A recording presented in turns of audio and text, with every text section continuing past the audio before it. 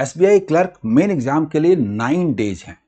आपने pre pass किया है, इसलिए आपको ये सोच के रखना है कि आपका एक स्तर है और आप अच्छा करने के लिए जा रहे हैं।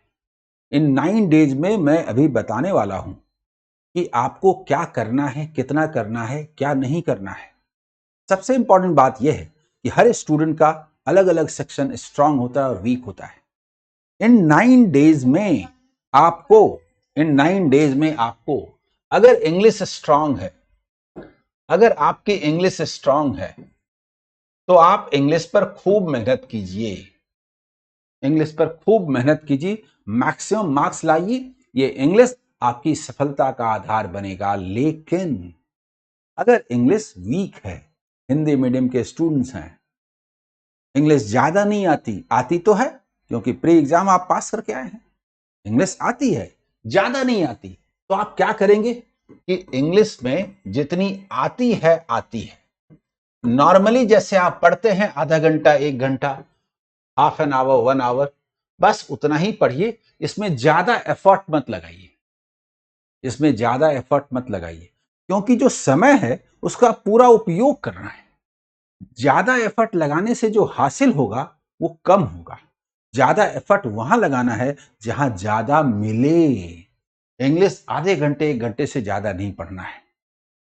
दूसरी बात, अगर आपकी रीजनिंग स्ट्रांग है तो रीजनिंग के पीछे पड़ जाइए, आपको रीजनिंग पास करा देगा। हर स्टूडेंट के लिए अलग अलग चीज है। अगर आपकी इंग्लिश बहुत स्ट्रांग है तो इंग्लिश आपको पास कराने की क्षमता रखता है, क्योंकि आपको 70 से लेके 75 के बीच में आने से इन जनरल कैटेगरी में आप पास कर जाएंगे। इंग्लिश में 30 प्लस जिनका स्ट्रांग है, या रीजनिंग में 35 प्लस, ये आपको पास कराने की गारंटी है। इसीलिए कोई भी एक सब्जेक्ट यदि स्ट्रांग है तो वो आपकी सफलता का आधार बनेगा, उस पर खूब मेहनत करना है। तो मैं कह रहा था कि अगर आपकी रीजनिंग स्ट्रांग है तो रीजनिंग के पीछे पड़ जाइए। 30 प्लस 35 इसके बीच में आप कैसे स्कोर करेंगे, कर लेंगे, क्योंकि स्ट्रांग है और 9 डेज में भिड़ करके वहां तक हासिल कर लेंगे। लेकिन अगर रीजनिंग एवरेज है, आपका मैथ्स स्ट्रांग है या फिर जीए स्ट्रांग है, तो फिर मैथ्स आपको पास कराएगा। कैसे? मैथ्स में 30 प्लस का टारगेट आपको चाहिए। मैथ्स में 30 प्लस का टारगेट चाहिए, क्योंकि मैथ्स स्ट्रांग है। मैं जानता हूं अपने स्टूडेंट्स को, बहुत सारे स्टूडेंट जबरदस्त हैं। इसमें है मिस्टर गरुदा, कर्नाटका से कट ऑफ गया है 72 प्लस और उन्होंने लाया है 81.5। ऐसे स्टूडेंट को मैथ्स पर कंसंट्रेट कर जाना चाहिए, मैथ्स उनको पास कराएगा। 30 प्लस कहीं गया नहीं है, वो ऐसे स्टूडेंट का तो 35 भी आएगा। तो जिनका मैथ्स स्ट्रांग है, अकेला मैथ्स पास कराने की क्षमता रखता है, समझ लीजिए। लेकिन अगर आपका जीए स्ट्रांग है तो सबसे ज्यादा पास करने की संभावना है। सबसे ज्यादा पास करने का चांस किसका है? जिसका इंग्लिश स्ट्रांग है, जिसका रीजनिंग स्ट्रांग है, जिसका मैथ स्ट्रांग है, या फिर जिसका जीए स्ट्रांग है। जीए स्ट्रांग है, क्योंकि सारे पार्ट में स्टूडेंट ऑन एन एवरेज एक स्कोर ले ही आएगा, और जीए में 30 प्लस का मार्क्स विनर बनाएगा। विनर। इस तरह से मैंने ये कह दिया कि अगर कोई भी एक स्ट्रांग है तो उसके पीछे भिड़ जाना इन 9 डेज के लिए। यही स्ट्रेटेजी है आपकी। इन 9 डेज में उस सब्जेक्ट पर सबसे ज्यादा मेहनत करना है जो सब्जेक्ट आपका सबसे स्ट्रांग है। ये बड़ी मजेदार बात है, क्योंकि इन जनरल क्या माना जाता है कि जो वीक है उसको स्ट्रांग करेंगे। नहीं, 9 डेज में, अंतिम 9 डेज में स्ट्रांग नहीं कर सकते किसी वीक एरिया को, क्योंकि क्वेश्चन का लेवल बहुत ऊंचा होता है।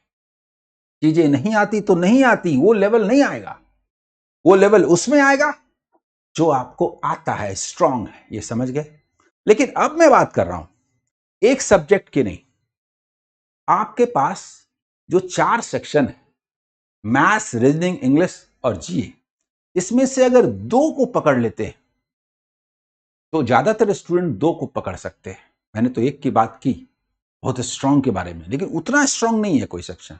लेकिन 2 स्ट्रांग अगर है, 2 अच्छा है, 2 पर अच्छा कमांड है, तो वो आपको पास कराएगा। उसमें अगर जीए एक बात है, जीए अगर स्ट्रांग है, अगर जीए स्ट्रांग है, नहीं भी है तो मेरा कहना है कि ये जो 9 डेज बचे हैं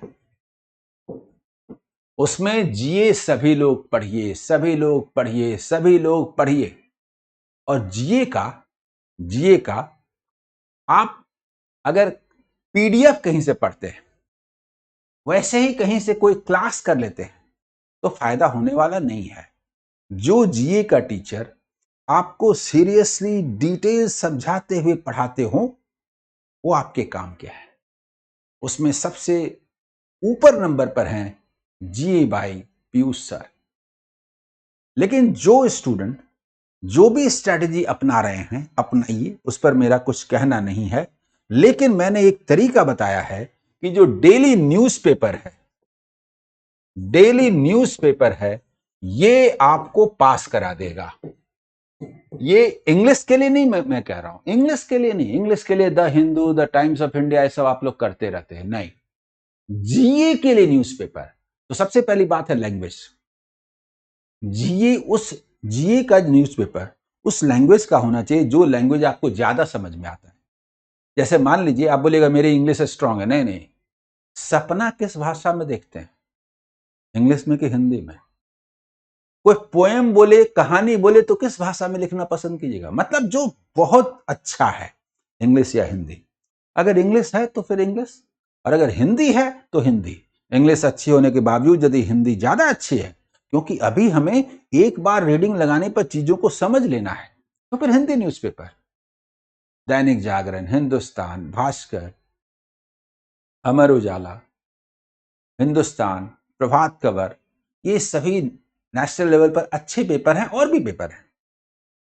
इन पेपर में 4 पेज आपको पढ़ना है। फ्रंट पेज पढ़ना है, स्पोर्ट्स पेज पढ़ना है, इकोनॉमिकल पेज पढ़ना है, और एडिटोरियल पेज पढ़ना है। और रटना नहीं। मैं एक बात कह रहा हूं, सुनिए। आपको लगेगा कि इतना सारा पेज पढ़ेंगे, कितने महीने का पढ़ेंगे? मैं कह रहा हूं 3 से 4 महीने कम से कम पढ़िए। ये मैं इसलिए कह रहा हूं कि आप जीए में कुछ भी करने जाएंगे ना, कोई फायदा नहीं होगा, क्योंकि आप कंप्यूटर नहीं है कि सब कुछ फीड कर दीजिए। पढ़िएगा और परेशान हो जाएगा, एक भी याद नहीं रहेगा। सुन लीजिए, अगर आपको ये लगता है कि इतना जीए हम कैसे पढ़ेंगे, 3-4 महीने का पेपर, तो मैं सबसे पहले कह दूं कि वो पढ़ना आसान है, लेकिन रुकिए पहले। अगर आप ऐसा ना करेंगे तो क्या करेंगे? अचानक से किसी का क्लास अटेंड करेंगे तो क्या बोल रहे हैं कुछ समझ भी नहीं आएगा, याद ही नहीं रहेगा, कंप्यूटर थोड़ा है। लेकिन आप इतने दिनों से किसी न किसी को फॉलो कर रहे हैं, कुछ न कुछ पढ़ रहे हैं, तो जी आपके दिमाग में घूम तो रहा है जरूर, ये घूम रहा है जरूर। वो अस्थाई कैसे बने, बैठे कैसे? तो जस्ट रीडिंग लगाना है, हल्का अंडरलाइन करना है। 3 से 4 घंटे, 3 से 4 घंटे आपको जीए पढ़ना है रोज। हर पेपर का 4 पेज, एक दिन में 5-6 पेपर पढ़ेंगे, आसानी से पढ़ लेंगे आप। लेकिन एक मजेदार बात यह है कि अभी आपको पढ़ने के पहले डर लग रहा है, लेकिन जब आप पढ़ेंगे ना, तो आपको लगेगा कि ये तो मेरा पढ़ा हुआ है। और चूंकि उसमें डिटेल लिखा है, रटना नहीं है, तो प्रेशर नहीं है, फ्री है, तो आप जस्ट रीडिंग लगा रहे हैं, रीडिंग लगा रहे हैं, रीडिंग लगा रहे हैं। घटनाएं एक दूसरे से जुड़ी रहती है। आज का पेपर, आज से पहले का पेपर, आज से आगे का पेपर तो पढ़ना ही नहीं है, क्योंकि एग्जाम में 10 दिन हो गया ना पहले, उससे आगे का नहीं आएगा। आज से पीछे की ओर जाइए, आगे ना जाइए। तो आगे का पेपर कल आप पढ़िएगा, जनरल जैसे पढ़ते हैं उसके लिए, लेकिन एग्जाम के लिए आज से पीछे का पेपर जस्ट रीडिंग लगाना है, रीडिंग लगाना है, रीडिंग लगाना है। 1 सप्ताह का जो न्यूज़पेपर पढ़िएगा ना, इसी में आपको लगेगा कि चूंकि पढ़ी हुई चीजें तो थी, याद नहीं होती थी, इस तरीके से वो सभी दिमाग में बैठ जाएंगी, याद हो जाएंगी। ये बहुत मजेदार बात है। इसीलिए जीए को सक्सेस का आधार बनाइए। और मैथमेटिक्स में मैंने एक बात बार बार कही है, जहां तक मैथ्स का सवाल है, क्वांट का सवाल है, क्वांट का सवाल है, वर्ड प्रॉब्लम्स को सबसे बाद में बनाना है। वर्ड प्रॉब्लम्स को सबसे बाद में बनाना है। सफलता वर्ड प्रॉब्लम से होके जाती है। पढ़िएगा वर्ड प्रॉब्लम्स, लेकिन एग्जाम में इसको लास्ट में बनाइएगा, क्योंकि वर्ड प्रॉब्लम्स का मतलब, अरिथमेटिक क्वेश्चन का मतलब, चैप्टर का मतलब यह है कि वो डीआई में हेल्प करेगा, Q1 Q2 में हेल्प करेगा, डेटा सफिशिएंसी में हेल्प करेगा। लेकिन सीधा वर्ड प्रॉब्लम्स थोड़ा टेढ़ा होगा, उसको लास्ट में बनाइएगा। डीआई कम से कम 3 आएंगे, कैसलेट 1 से 2 आएंगे, 1 से 2 आएंगे। इस 5 में से 3 अगर आपने बना लिया, आपको मैथ्स नहीं, सक्सेस में कोई नहीं रोक सकता है। सिलेक्शन पक्का है, ये मैं कहने वाला हूं। और इसीलिए डीआई पर कंसंट्रेट करना है, नंबर सीरीज पर कंसंट्रेट करना है, नंबर सीरीज पर कंसंट्रेट करना है, क्वाड्रेटिक इक्वेशन पर कंसंट्रेट करना है, और अप्रॉक्स पर कंसंट्रेट करना है। यहां से आपको लगभग 10 क्वेश्चन आ जाएंगे, और ये 15 मिलकर के 25 की गारंटी होती है। और वर्ड प्रॉब्लम्स में आप अपना 3-4 चैप्टर चूज कर लीजिए। अगर आपको टाइम एंड वर्क अच्छा लगता है, अगर आपको एजेज अच्छा लगता है, परसेंटेज अच्छा लगता है, परमुटेशन कॉम्बिनेशन प्रोबेबिलिटी अच्छा लगता है, SI CI अच्छा लगता है मतलब डेप्थ के क्वेश्चन आप बना पाते हैं, या फिर मेंसुरेशन अच्छा लगता है, इसमें 3 से 4 चैप्टर मैं कह रहा हूं, मतलब मैं 3 से 5 चैप्टर कह रहा हूं। मेरे ख्याल से 4 से 5 चैप्टर को पकड़ लीजिए, समझे, संभव हो तो 6, इतने चैप्टर को पकड़िए जिसमें से 3 से 4 क्वेश्चन आप एग्जाम में बनाएंगे। डेली आपको मैथ्स जो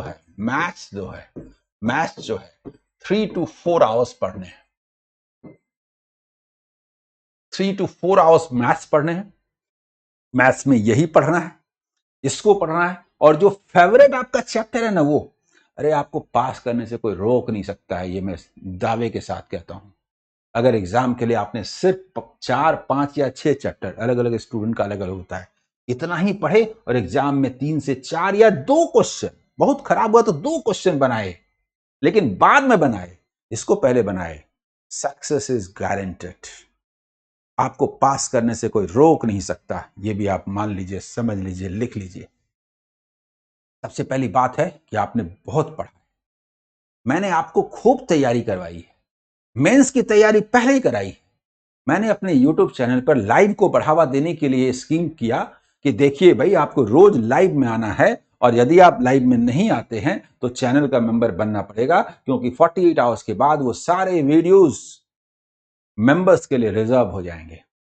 मैंने इसलिए कहा कि ताकि लाइव में आइए, क्वेरी कीजिए, पूछिए, अपने प्रॉब्लम्स बताइए, पढ़ने के प्रति आपकी सिंसियरिटी नजर आनी चाहिए, इसको ध्यान में रख करके मैंने ये शुरू किया। और PDF ऐप अमर सर मैथ दिखता है, इस पर फ्री मिल रहा है, वहां से सबको डाउनलोड कीजिए और उससे खूब प्रैक्टिस कीजिए। सक्सेस आपको मिलनी है, गारंटेड है। Okay, all the best, bye.